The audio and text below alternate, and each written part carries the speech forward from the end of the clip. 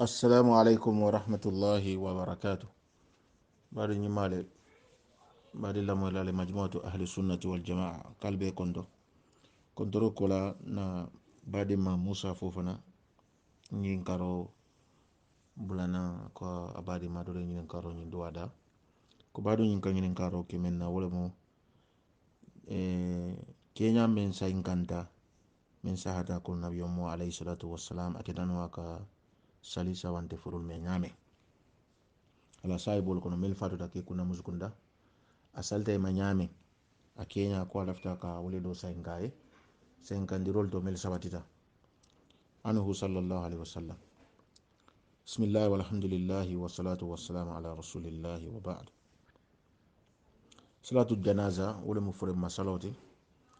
nabe moya kumandi ako salolom fo akata nyinti men drong imari buka rukon ke buka sujudo kije bari salolom kato nkalo ka Allah taala dani ka kanjuro ke na badum sawante onye sarto men bala sarto men be salito mala wole ba fananna wole mu nyantale nga senia nyin kanta saliyo koso kana tari ila fano bala be sallada men fana kono koso kana tari je isi ifamura komi salo la sarto mo nyamen ila ngaybo mura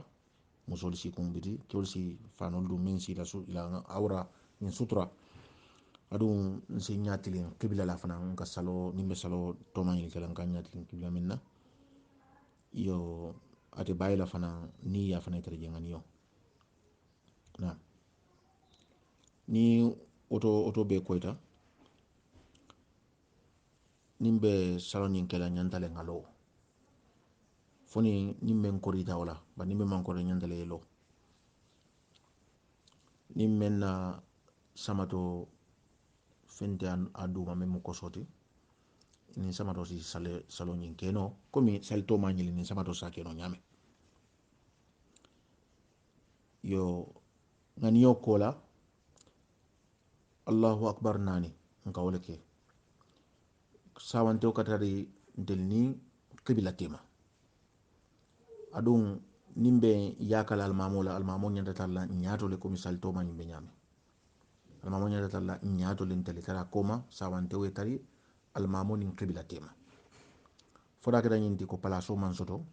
otumon telni nyato saponi almamo stari sapekila almamo stari lorin tema be salla sawante furo men man ni mbati men na kielemu kuma kawol men sabati tawol mu almamo nyata lola kumle tembo fe hana tari sataro dol bije ko almamo silo no asiso tembo fe kew bar min sata min sura sawabola wala may lo kum tembo fe sahabal me sangandiro ke kuma kawol men siata kuma kawol mu almamo ala kila kallo sawante kumle tembo fe ni atari sawante nyimu kieti nawo musoti men sabatita wala mo kallo tema abalo tema ni sabanto nyimbe lari abalo tema ma fon la kallo wole to natari ni sabanti bu musoti na comme be mbake kan bil ikhtisar yo Allahu akbar nani comme ngafo nyama wole kake o gola assalamu alaikum kilinyeke Allahu akbar folo kake al fatiha e karam isi duwaul istiftah karanno dibina salo dailla ikayele duwa minna اللهم باعد بيني وبين خطاياي كما بعدت بين المشرق والمغرب اللهم نقني من خطاياي كما نقيت الثوب الأبيض من الدنس اللهم اغسلني من خطاياي بالماء والثلج والبرد isi ñing keno o kola isi tanka ñinum ke Allah ta'ala a'udhu billahi minash shaitanir rajim kad min alquran karna ñanta kawke ko min salo ko ñame otumo imari sina suratul fatiha karam bismillahir rahmanir rahim alhamdulillahi rabbil alamin faiba o kola isi sura kili laka sura sudum wala isi ayol laka comme ka ke ñame salo ko ni mu arkam folo le kolati arkam folo kola Allahu akbar wala mu arkam folo te afwan Allahu akbar folo kola Allahu akbar folo kola ñanta ñingi ye al fatiha karam suratul fatiha bismillahir rahmanir rahim alhamdulillahi rabbil alamin ye sura sudum do la kan kul ya ayyuhal kafirun qul huwallahu ahad sura min suriyata walla ye ayo do le min man jam fa baki yo la kan fulanjaw ya allahu akbar fulanjaw fananke ni yoke almamo ba no malan kul ban wi damma ni damma be sale kan fure fana mo nkili nasi sale no fure male wala modol si salama modol fana ina salama ni be mo kuleti adata modol si salama suko kono yana si misiro to modol fana salama o al sake groupe polti al be si salama ni be mo kuleti mi alon ko data na mbe ya kafu nyoma fana ni be mo kuleti mi alon ko adata sapatita fana na omo allahu akbar folo ko lalati yo allahu akbar fulanjang wala mu takbirat fulanjang ye salatu ibrahimiya kala ye sali ala kilama allahumma salli ala muhammadin wa ala ali muhammadin kama sallaita ala ibrahim wa ala ali ibrahim innaka hamidul majid اللهم بارك على محمد وعلى آل محمد كما باركت على إبراهيم وعلى آل إبراهيم إنك حميد مجيد ني فو إسينا الله أكبر سبان جونكي ني الله أكبر be lo nali ko ni bulu wulin wala fisada xana tadi doli aje ko bulin wulin do ni manke ko ti mi alon ko yakani je bari iko wole fisada isi bulu wulin di ni Allahu akbar nano ni beto ni mo Allahu akbar fula nyaw le ko lati isina Allahu akbar saban jong fananke ni saban jong kita buna ka kewoto ika folo ye dua ni ika folo ntil kende ba tollela ina laban dua la furewe dual min sabatita min kasengam bake sran kunawlum allahumma aghfir li hayyina wa mayyitina wa shahidina wa ghaibina wa saghirina wa kabirina wa zakarina wa unthana allahumma man ahaytahu minna fa ahyi ala al-islam wa man tawaffaytahu minna fatawaffahu ala al-iman ne nyimfo utumo isina dua furewye allahumma aghfir lahu warhamhu wa afihi wa afu anhu wa akrim nuzulahu wa wasi'a mudkhala واغسله بالماء والثلج والبرد ونقه من الخطايا كما ننقي الثوب الابيض من الدنس اللهم ابدله دارا خيرا من داره واهلا خيرا من اهله جاني فرنا جان ني كيولمو اسافو اللهم ابدله زوجة او زوجة خيرا من زوجها ني مسلم اسافو اللهم ابدلها زوجا خيرا من زوجها إسنا كنتنا فاللهم أدخله الجنة وأعيذ من عذاب القبر ومن عذاب النار وأفسه له في قبره ونور له فيه اللهم لا تحرمنا أجره ولا تدلنا بعده أنين دوا توما المي ألونكو إسا إنكانتا إسا باتيسا كنا بيو مولي دوالكي ولا نين دوا مم إبافو كانتين يا فساد مانيكا كاونتو ولا يا دوا مي ألونكو isa keno furuwi isi nyinke yewo fana lafaje buna adna ka nabi molla dua tilka jabi bake kasiya moto mal la juwalti o kamala isi nabi molla dual senka ina dua to mal senka bari niya fo kawokan nabi tata mimma nyin tankano ya fo man ka kanto ala mari isi jam fa sabate furindi unyiye isi gafar kaye isi kutuwaye kumi mbe yolo nyamen ni mo fatu da sami kunda be ka duwela kamulla allah ta'ala سميع يسمع الأصوات أكا كون بيل موي لاختلاف اللغات كون لا بونيو كوتو ما التفنن للحاجات حاجو الفنان سيا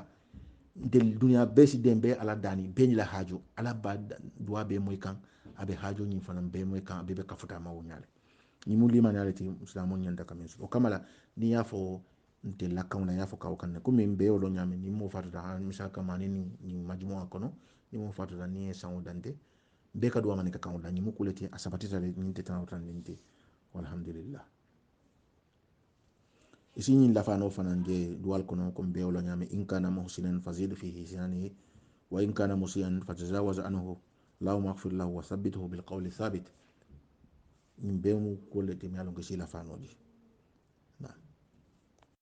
yo bado ni mu allahu akbar sabanya wala kolati isina allahu akbar nani jawm fananke ni okay almamo walla te mo misalka ye ila mo demande secondanta yana taslimo nyingi wala assalamu alaikum wa rahmatullah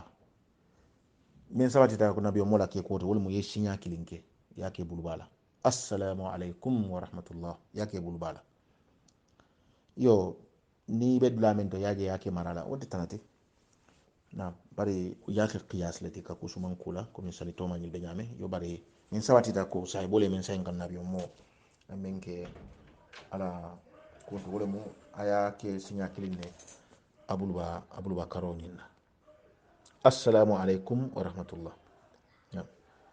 الفاتحة من فرنغافو من كراولمو سورة الفاتحة أعوذ بالله من الشيطان الرجيم بسم الله الرحمن الرحيم الحمد لله رب العالمين نعم yo okola alhalol fanam be nata bo nyokoto misala kamma ni fudo be salla ni alma be salla mo jamama mo men fatuta na be salla kewni musulma nyimbe mu koleti mi alon ko akono to fanuta fanam be na ke nyalo bari be min fo kan nyawol mun yinti ko ni alma be salla ka kew kilima ani musu kilima ayanda lola dami ayanda kun min fanan kala arabu kaunto ke ya damiro bije musu ya damiro bije ka wala mun yinti ko ka fo kew allahumma ighfir lahu warhamhu kewlati ni musul sa allahumma ighfir laha warhamha yo ni me yanyim bono nyoto walhamdulillah wala betiyata bad ni me wabo nyoto fana ni tetana yo tanenti isi afono fana na kawulto fure masalo ni men ka sali alma mol koma manyana tarla derinde nyantalen fana nga duwake duwanyi fana ita fala shondo mo kono ibe dale mamandila ha ye wosi alaye nga duwa nin siyata nga duwa bari nga duwa atka inti kom yena lo la mo koma ita deri hani ibe na be duwala le yaye ifana be duwala le mo nyi mala ben kono mo malo bari asala duwa jabi na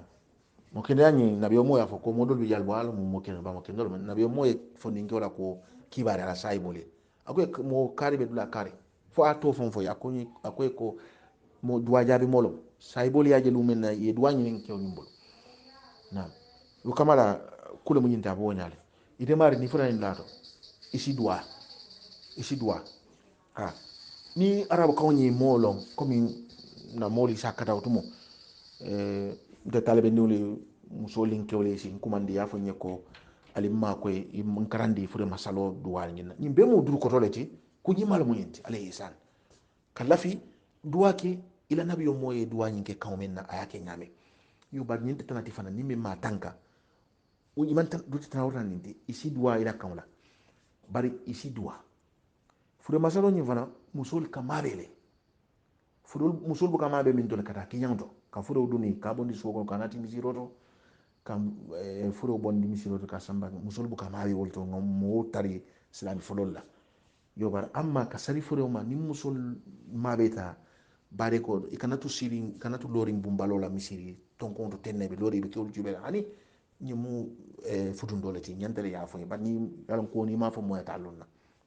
musol ñantale tani be sallal ma moye kankula roke afo ko manan ko al musol kibari ko wato sida yes ni sa jobe menna isa jota ifana ye sappe in kewli ye sali ha hanatari mukabiro to la spikale be futale maje kuma kan ye futai fana mai fana isali bari fana si duwa ha isi duwa man ka kaunto isi duwa fula kaunto isi duwa surwa kaunto ha isi duwa arab kaunto ha isi duwa bari kana ikana tu deri ha fana si duwa ni ima beta bade koto ikafu me ko sikira to soto o khirati fula o wole koto mun yindi ko yemabe furula ko beto yo bari musoli ka mabe ko leto fo kula ban wole mu ka furo duni ka samba kinyanto barama ke wole ka mabe abeleto ke wole si mabe furo kudula isi mabe asalila isi mabe ka duni isi mabe ka aburu ka kaburu musol bu ka mabe no laban men to wole mu ka furo dundi kaburo kono musol bu ka mabe wota bari musol si furo ku ni musolom ni dindi wala mu musol si mabe salitula musol si ta misiroto isi fanansi mabe salitula musol si bo sate ni sate aina mabe janaza to na badi le fatu sate kari musol ni ke isi ta ita fonko ñin to kata furi masalo ñin pour fana si barajo ñin soto ñame barajo membe kamabe badiul la san woto ka toboto fo ka jiya ni mu wajiboti kiwol ka ñame abe wajiboti musol fana o ñaale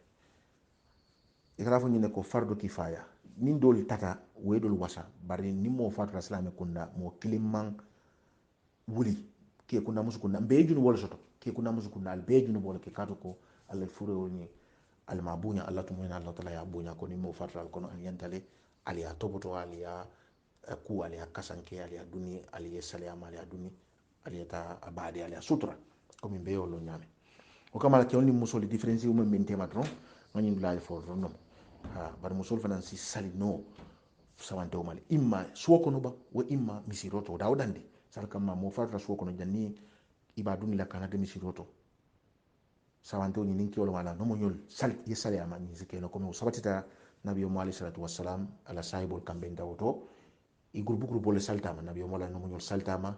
sahibol la musol saltama sahibol dul saltama sahibol fon saltama mo ko don membe banta mina lon ko na nabiyo mo la sahibol do mo bota banta fana binata saltama dul bije awa ima beta kana saliyama yo kama mu kule timala ko abe sabatita le walhamdulillah yo bado limba bulla jam fo sila ko inshallah assalamu alaikum wa rahmatullahi wa barakatuh